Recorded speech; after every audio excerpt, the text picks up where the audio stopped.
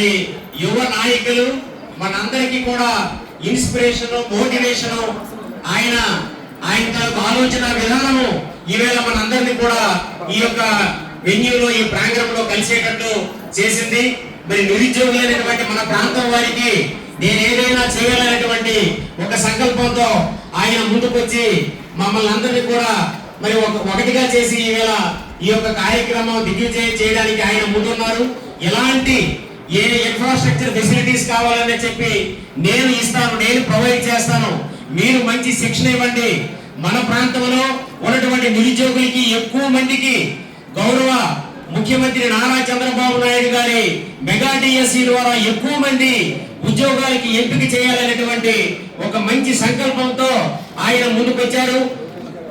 లోకేష్ గారు, మన విద్యాశాఖ మంత్రి గారు నారా లోకేష్ బాబు గారి ఆశీస్సులతో నేను ఈ యొక్క మెగా డిఎస్సిని నేను మన ప్రాంతంలో ఇది ప్రారంభించాలని చెప్పి ఆయన చెప్పడము. ఇంకోటి ఏంటంటే గౌరవ శాసనసభ్యుల వారికి విద్య అంటే చాలా ప్రేమ, అభిమానము. అందుచేత విద్యకి చాలా ఎక్కువ ప్రాధాన్యత ఇస్తారు.